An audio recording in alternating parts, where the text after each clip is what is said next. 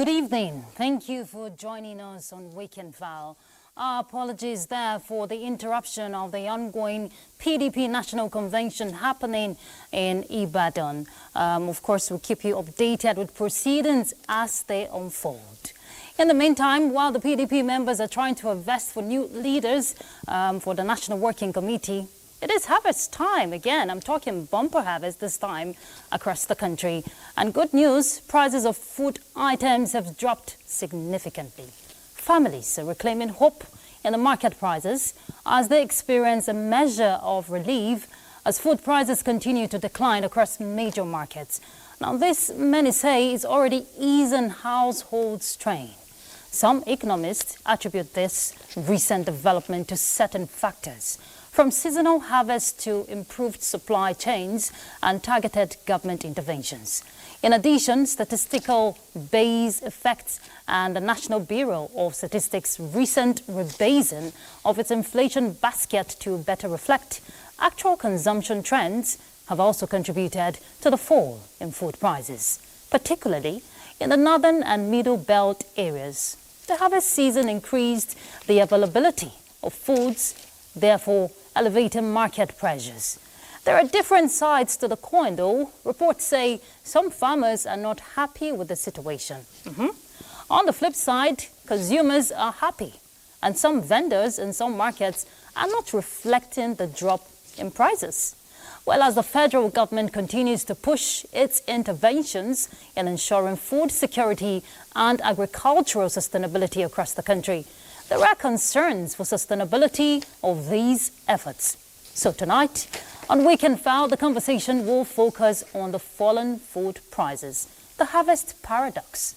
Our guest is Dr. Austin Maduka, founder and chairman, Community Allied Farmers Association of Nigeria. We'll bring you situation reports from across the country, of course. And once again, thank you for joining us. I'm Ruth Aguele. Now, before exploring the crash in food prices, let's begin with latest developments across the country.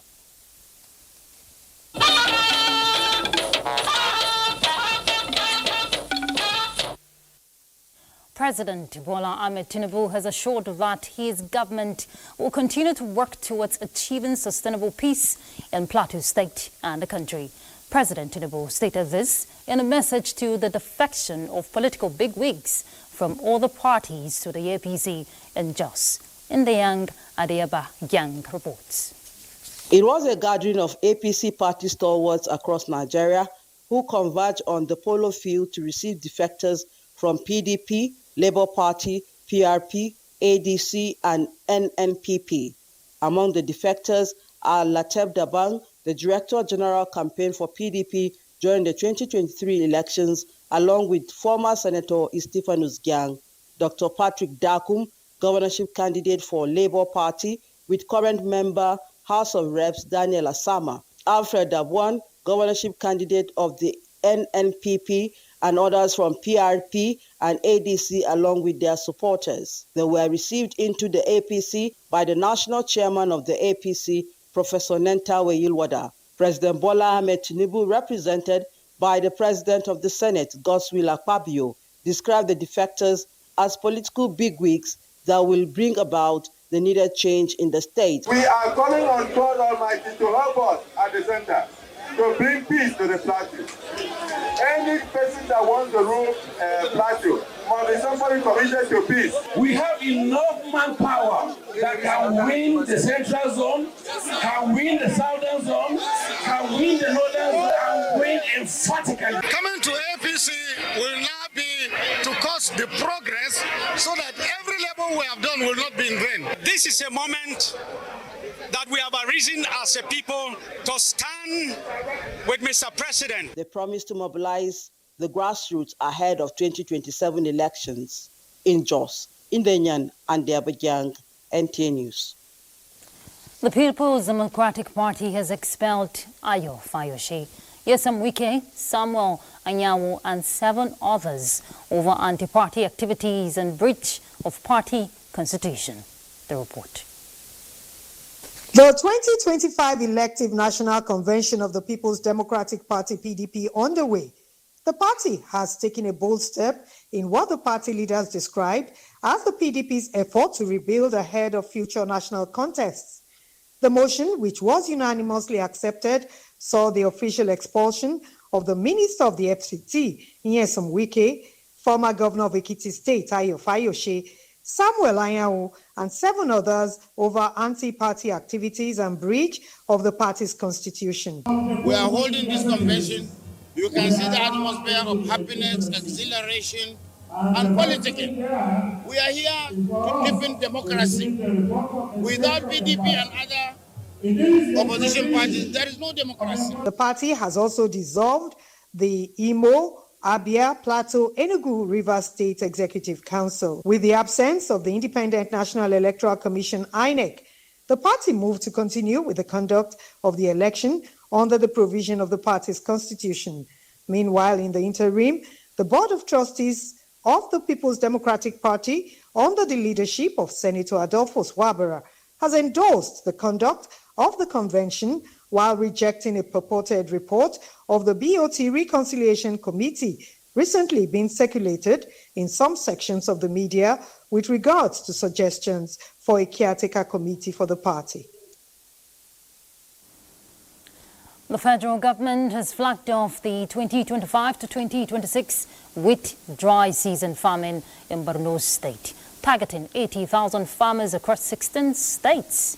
The initiative is expected to inject more than 100 billion naira a year into the nation's economy. Musa Baba Aliyu reports. This is Jere, one of the agricultural communities in Borno State.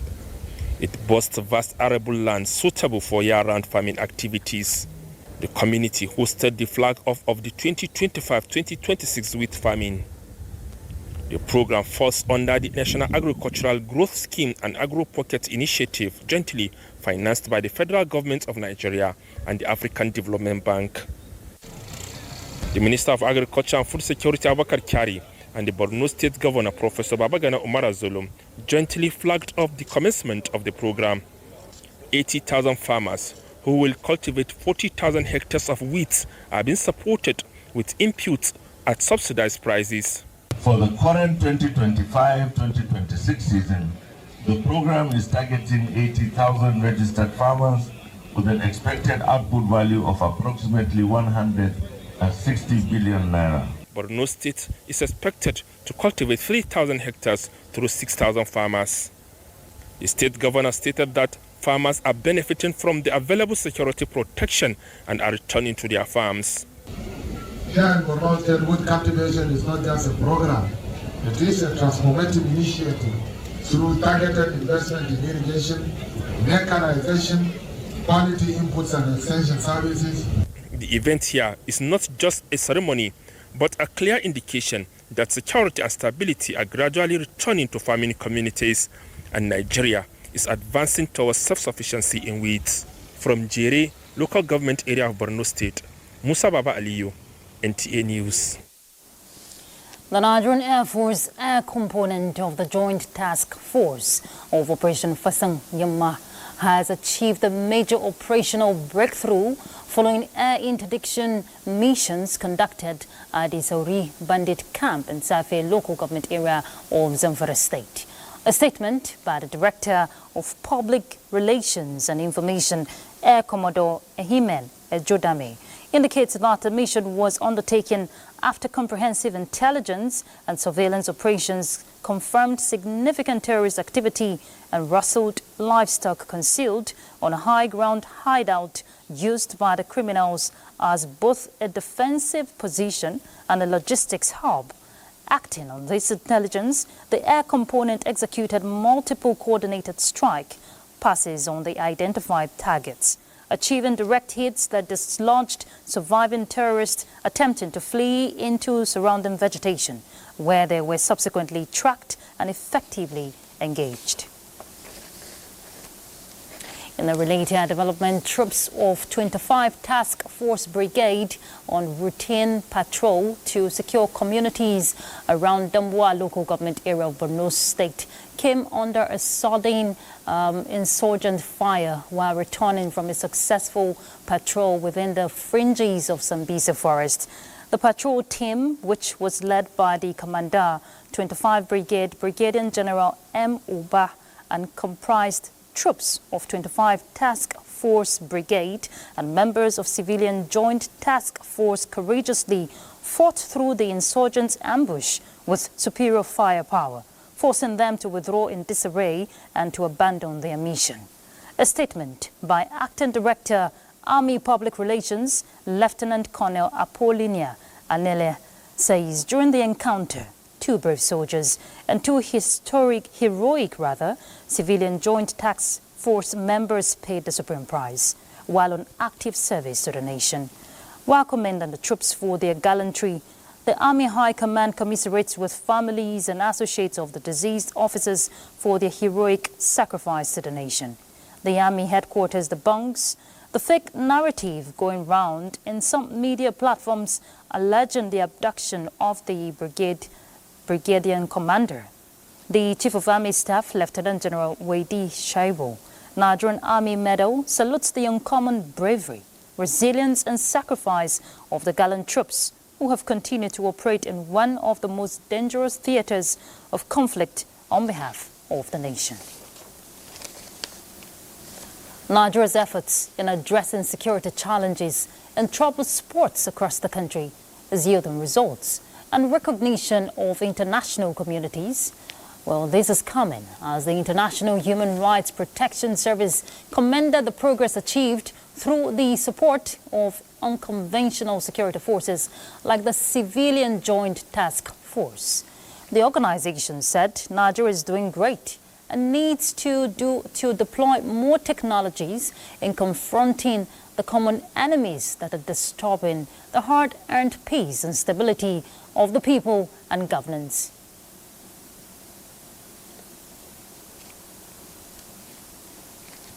When we ginger us more to do what we've been doing more to protect life and properties in Nigeria. We are going to use, through rules and regulations, to protect our people, bring law and order more to Nigeria and West Africa. The Chairman Civilian Joint Task Force, Professor Kailani, appealed for support and cooperation for all tiers and arms of government to crush these terrorists in their hideouts. In honor of the late Professor Okelo Okuli, students of Anglican Girls Grammar School, Abuja, hosted a vibrant simulation of the African Union Summit of Heads of States. Gofen Shajungwai reports. With a lively drama festival featuring SCT schools who presented humorous, unique interpretations of the theme, promoting African values, inclusiveness and knowledge acquisition in the era of artificial intelligence. Witchcraft? Yes, so witchcraft in our community. The witchcraft is flying in the air. Hey, my queen, this is not a strange bird and this is not witchcraft. This is an example of artificial intelligence. AGGS students stepped into presidential roles, delivering compelling solutions to their nation's challenges. As chairperson, I would like to see an Africa where we embrace artificial intelligence and not lose human intelligence that binds us. The event also paid tribute to Professor Okelo Okuli's legacy, reflecting on his enduring contributions. My father was the original convener and it has been taken up by his wife. The essence of this program is to ensure that children, or as we see, ladies, are able to stand up for themselves. The girl child as the woman is not a positioned gene for setback, but rather a leadership gene. It's a program where people are supposed to imbibe knowledge about Africa's human resources and how these resources can be utilized by the leaders for the development of each of these nations of Africa. As Nigeria looks to the future, events like this nurture the next generation of leaders. The day closed with hope that the spirit of Professor Okuli's vision lives on in every bold idea, every voice, and every girl leading the way. In Abuja, Gufan Shaji Ogwanyi, NTA News. President Bola Tinubu congratulates his political ally and friend, Tanko Umar Al-Mukura, on his 73rd birthday. Al-Mukura, a two-term governor of Nasarawa State and a chieftain of the APC, is the chairman of the Universal Basic Education Commission. He also represented Nasarawa South Senatorial District from 2019 to 2023. President Tinubu lauds Senator Al-Mukura for his public-spirited ventures as a politician and much earlier as a businessman and philanthropist. The president recalls Al-Mukura's sweeping victory as an opposition candidate for the Nasarawa governorship in 2011 and his leading role in the events that led to the merger that gave birth to the APC in 2013. President Tinubu thanked the former governor for his services to the country, his statesmanship and dependability as a politician. So the business of course, they have a paradox, and falling food prices will be our conversation, but that will come after the break, so stay tuned. The beating heart of Owerri, business never. Thank you for staying tuned. Nigerians are witnessing a decline in food inflation, affecting nearly all varieties of agricultural produce and products. Now, while the government and consumers welcome this development, farmers are suffering losses as the current market prices of their produce fall below production cost. In this report, Musa Baba Aliyu examines government policies and their impact on commodity prices. This is what a typical market in Nigeria looks like. An informal marketplace that serves as the primary source of food sourced directly from farms. It is the key center where inflation is gauged as high or low based on consumer reactions. These markets rely heavily on farmers and middlemen who buy directly from producers and supply the markets. Surveys indicate that informal commodity markets are experiencing high supply of produce, including grains such as beans and tubers. This has led to a nationwide drop in their prices. For instance, in just 9 months, food inflation fell by 9.2 percentage points from 26.08% in January 2025 to 16.87% in September 2025. Bringing a greater stability to food prices. The Federal Ministry of Agriculture and Food Security confirmed that the federal government's policies and programs have played a major role in reducing food prices. The ministry noted that despite weather, social and economic challenges in rural farming communities, food production increased by about 5% during the 2025 wet season. However, farmers complained that current market prices of their produce are discouraging. They said an average farmer spends around 1.2 million to produce 20 bags of maize, yet a bag is currently selling for only 35,000 naira. When contacted, the Minister of Agriculture and Food Security, Abubakar Kyari, stated that the federal government will provide incentives to support farmers and offset the high cost of fertilizer. In Abuja, Musa Baba Aliyu, NTA News. Well, after months of soaring costs, residents of Lagos are beginning to breathe a sigh of relief owing to the reduction in the prices of some food items, an indication that respite is underway for households. Lynn Leneke, who visited some major markets in Lagos, reports that traders and buyers commend the federal government for the intervention. A survey around some major markets in Lagos show that staple food prices have dropped drastically as a result of several factors, which include improved supplies from harvesters, fewer hoarding practices, and general stabilization in certain sectors. We regulate our market to make sure that we do not allow any one of our vendors or traders to increase prices of commodities arbitrarily. So there are check and balances. If the amount they are now going to be spending on food has reduced, it means that they have more money to consume other goods and services. So that will stimulate demand for other goods and services within the economy. Truly, the price has gone down. Because this time last year, we sold a bag of onion, the dry one, 320,000. That was last year. And this year now, we are selling 180, 160,000. This story is, however, not without challenges, as this food vendor is calling for improved security in producing states to aid food sufficiency. Calling on federal government to still do more. The remaining roads that have not been fixing are not being repaired. They should be repaired so that food items would be delivered instantly without delay. Despite the overall reduction, prices of some items like tomatoes have remained high. The one where I go there now, where I price that, they tell me 60,000 last. I come out there. It is hoped that with the drop in prices of foodstuff, which has been described by many Lagos residents as a positive development, remains, and that families, businesses, and everyday market goers will be able to enjoy the dividends of democracy as promised by the present administration to ease economic burden. In Lagos, Lane Lenake, NTA News. So let's bring in our guests. We have in the studio Dr. Austin Maduka. He is the founder and chairman, Community Allied Farmers Association of Nigeria. Thank you for joining us, Dr. Maduka. Thank you, Ruth, for having me. Good evening, Nigerians. Always a pleasure. When you look at the indices playing out, striking the balance becomes key.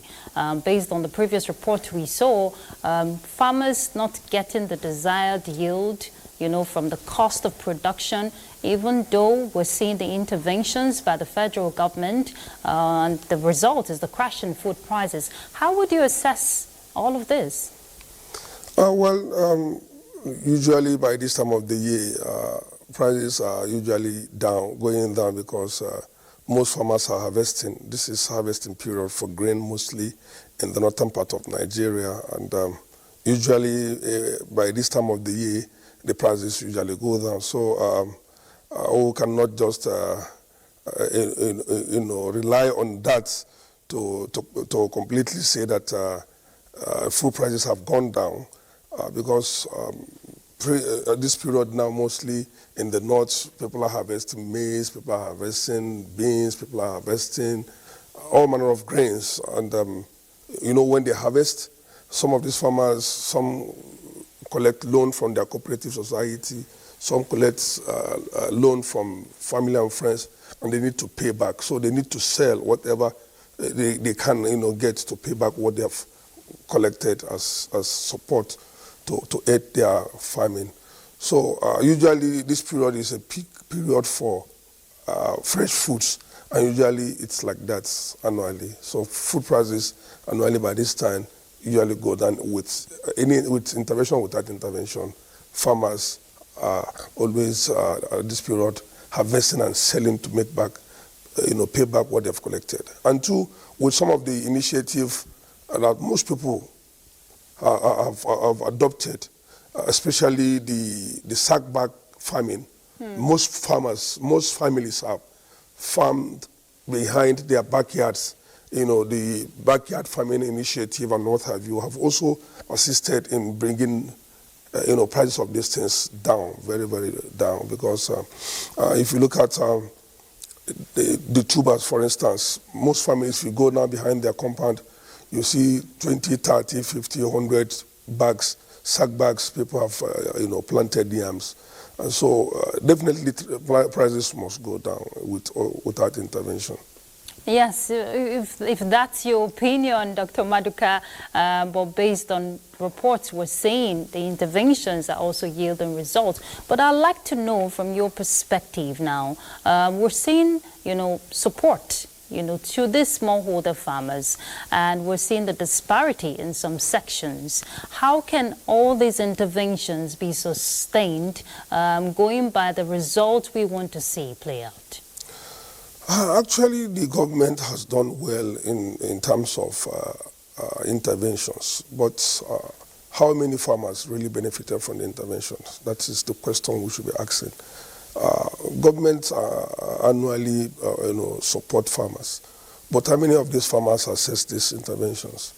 And I know in the last administration we have the Anko-Bras program, and the sustainability is a problem. If this government has intervened and supported farmers, what is the likelihood that after this administration that all these policies will be sustained? It's not about now, it's about looking at the future, what the farmers and the households will face in the next 2 years, because annually governments intervene. But the intervention is not enough. Looking at the inputs that the government usually subsidize, it's mostly seed.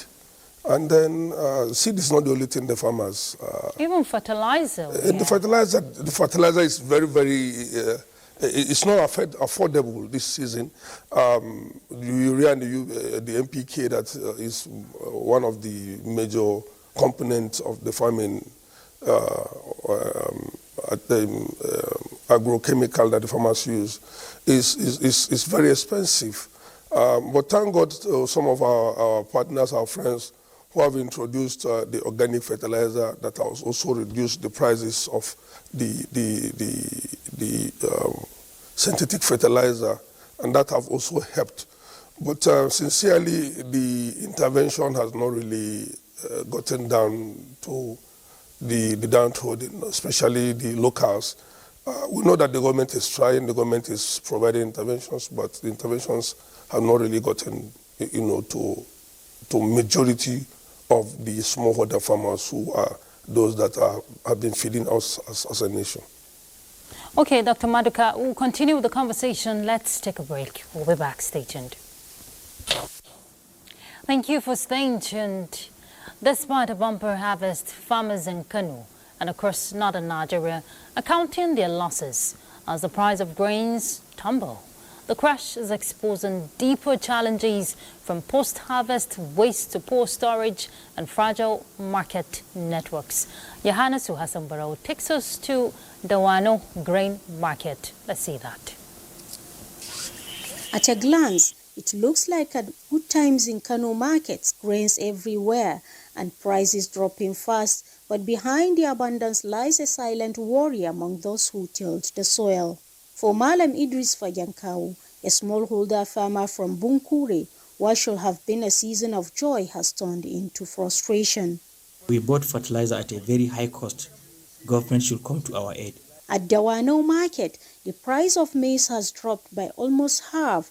Millet now sells between 32,000 to 35,000 naira per bag, and sorghum sells around 33,000 naira, while cowpeas now sells at 60 to 65,000 naira as against 95,000 naira a few months ago.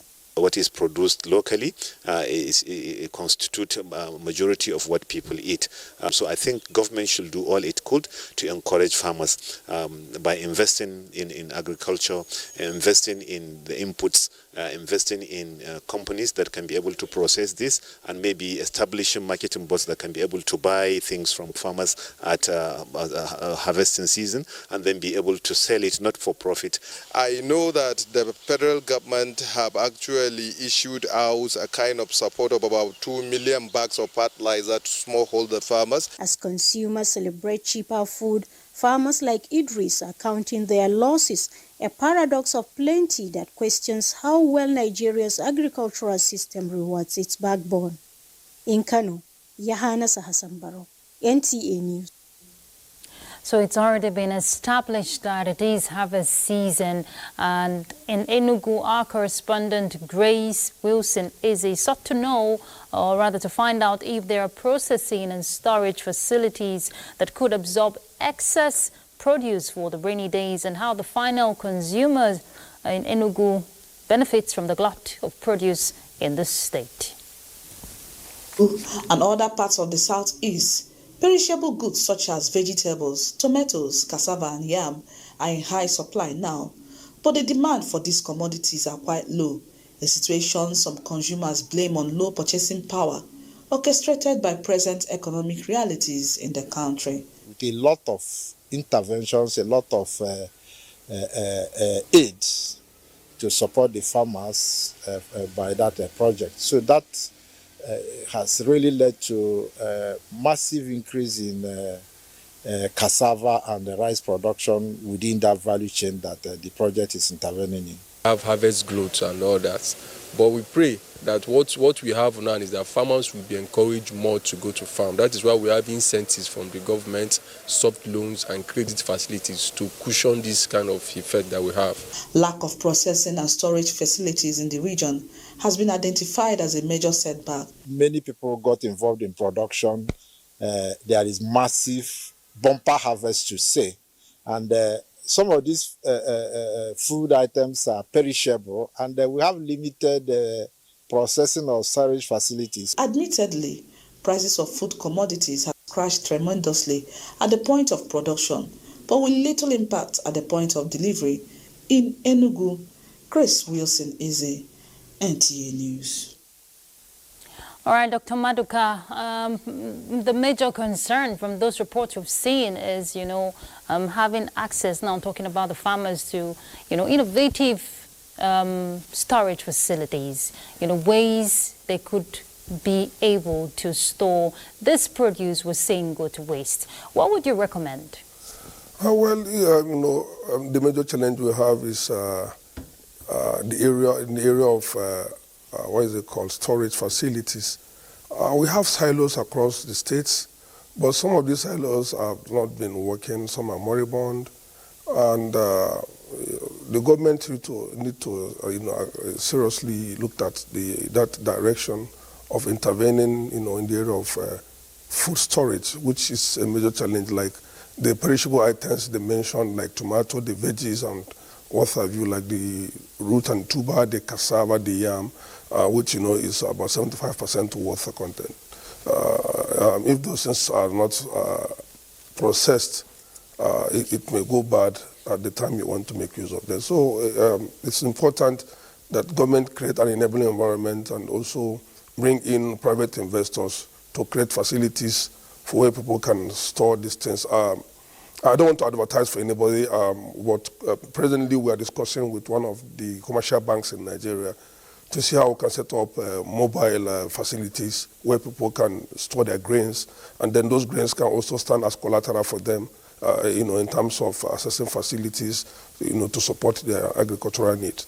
So those kind of interventions, if government and private individuals can come together to collaborate to see how more facilities can be, created in some of these farming communities where you have these farmers producing in large quantities and value are not added. Because like tomato now, between now and January, you will see that the tomatoes that we have, these tomatoes that we are seeing now, that is in abundance, will not be there again. Now, currently, tomato is like, if you smile, they give you a basket of tomato. But between now and January, it will not be as we are witnessing now, because it will disappear.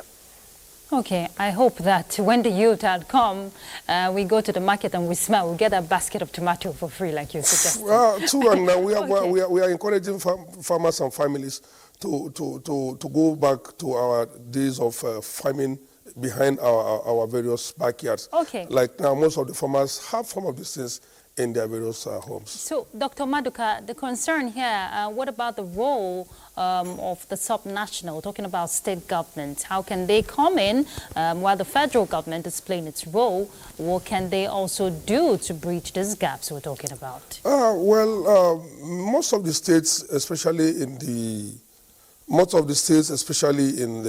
the north, I've seen what the governor of Jigawa is doing.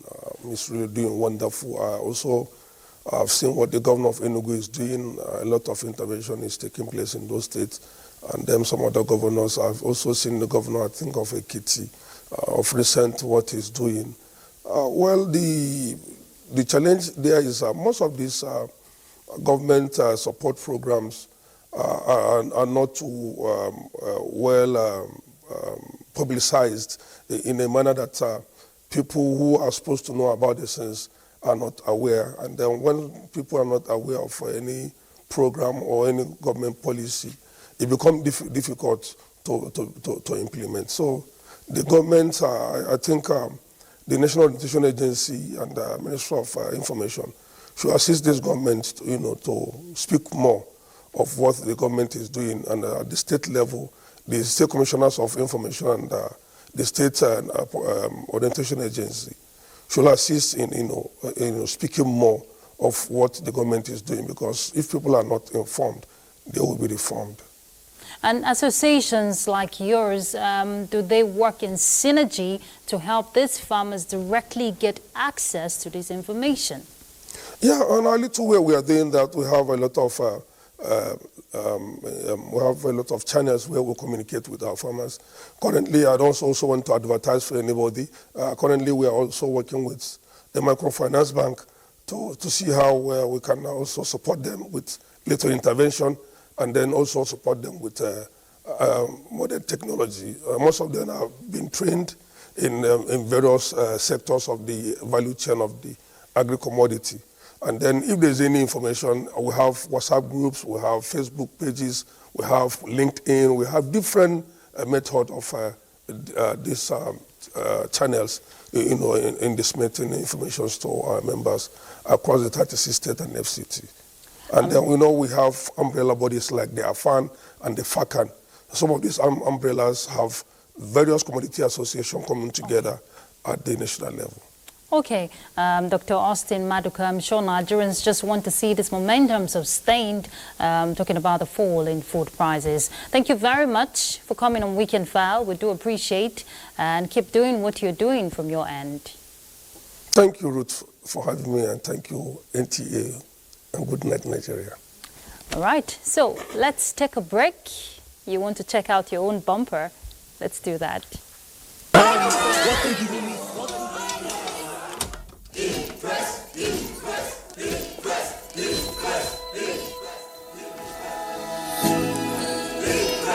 Guys, food is ready.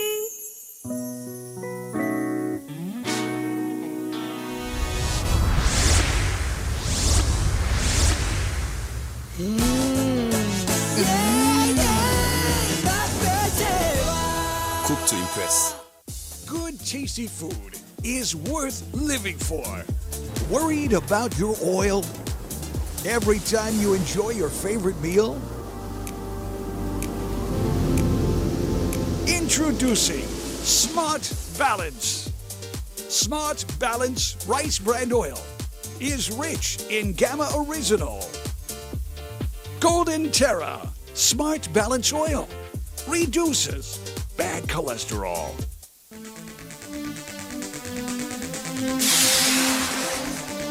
Food sufficiency and stimulus for sustainability with inflationary pressure on cost of production. That is our conversation on NTA Tuesday Live, coming up on the 18th of November 2025. Experts will deliberate on affordable food price in the country, plus strategies to interrogate farming inputs, chemicals, fertilizers, storage, and addressing post-harvest losses. These and more on NTA Tuesday Live, every Tuesday at 10:30 p.m. Tuesday Live, incisive and educative as ever. Join us.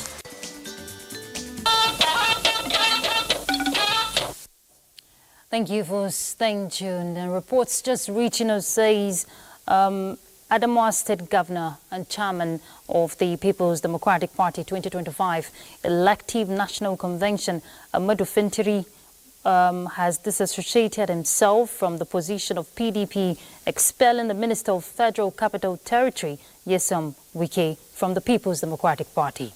The statement signed by the Chief Press Secretary to the Governor, Humwashi Wonosikao, says Governor Fintiri sees the decision as not in the best interest of the party and will not be party to any attempt that could further plunge the PDP into an unending crisis. All right, sports update is next, and Ayo Deji is set to give us all the details. Ayo, are you still basking in the euphoria? Well, a little bit, but one more match to go before the showdown in Mexico next year. Well, welcome to sports. The Super Eagles concluded training session ahead of their crucial FIFA World Cup final playoff match against the Leopards of DR Congo. All players are available for selection, easing concerns that Wilfred Ndidi might miss the match due to a yellow card received against Gabon. CAF announced on Saturday that any cautions received during the group phase will not carry over into the playoffs. The Super Eagles had on Thursday defeated Gabon 4-1 in extra time to set up clash against Congo in Rabat, Morocco. Now, Congo enters this match following a 1-0 victory over Cameroon. Now, since 1994, Nigeria has missed qualification for the World Cup twice, in 2006 and in 2022, and are working towards another appearance at the Mundial next year in USA, Canada, and Mexico. Elsewhere, Bendel Insurance produced the late comeback to stun Kano Pillars 3-2 in Benin in the only match day 13 of the Nigeria Premier Football League decided on Saturday. Solomon OK opened scoring for Insurance in the 16th minute before ageless forward Rabiu Ali converted from the spot in the 34th minute. Chiedozie Okori edged Pillars in front for a first-half lead. However, the Benin Gunners turned up in the second half through Emmanuel Dun and an 87th minute winner from Emmanuel Akpan for all 3 points. 8 matches are lined up for Sunday as inconsistent Remo Stars travel to Shooting Stars in the Southwest Derby in Ibadan, while league leaders Nasarawa United take on Kun Khalifat FC, just as in-form Abia Warriors hope to impress against Bayelsa United. Now let's talk about our profession a little bit, where about 32 table tennis players from within and outside Nigeria participated in this year's China NUJ table tennis tournament in Abuja, aimed at strengthening ties between the Chinese and Nigerians. The event served off with the exchange of rackets between the Director General of NTA, Salihu Dembos, represented by the General Manager NTA Sports, Kayode Adeniyi, and the Director of the China Cultural Center of Nigeria, Yan Jianxin, as winners emerged in different categories. In the women's category, Nigeria's Chioma Amajo clinched gold medal with a hard-fought 2-1 win over China's Nie Hao. In the men's category, China's He Ling won gold with 2 straight wins over Wang Yongtao. Meanwhile, NTA's Ignatius Nkwor became the highest-ranked Nigerian player in the 2025 edition of the tournament and the only player from NTA to have won 2 separate medals in one tournament. I know I'm so happy. I've been expecting this all the while that we've been playing. Table tennis will make a great contribution for Nigeria and our Chinese people. I expected to have gone further this time around than winning a bronze medal. But however, I'm excited because I know many of us started and many of us did not go beyond. Well, congratulations to all the winners, and that's your sports. It's back to Ruth. Many thanks, Ayo, for that. President Bola Tinubu led a delegation to commiserate with the Minister of State for Petroleum Resources, Gas, Ekperipo Ekpo, on the occasion of his mother-in-law's burial in Akwa Ibom State. The president described Madam Magdalene Uduakban as an integral part of the minister's family, a steady source of strength, wisdom, and warmth, whose love and compassion will long be remembered by all who knew her. Ended sincere sympathies to the minister and his family, recognizing their loss and offering comfort in this difficult time. For Ekperipo Ekpo, the delegation cutting across the country underscored the unity and solidarity of the nation, emphasizing support and prayers for strength and peace.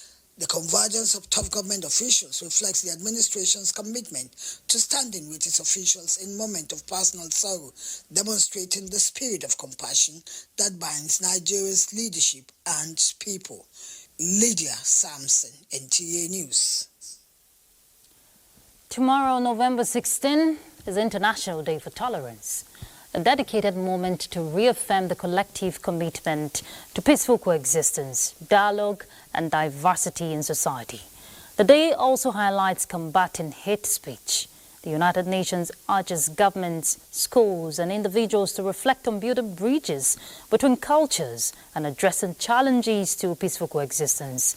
The International Day for Tolerance 2025 is expected to continue promoting dialogue, empathy, an active respect for differences, fundamental values for peace and human development. Of course, that's the one way we can thrive as society. And that's Weekend File. Thank you for being part of it. Do have a good night rest. I'm Ruth Aguele.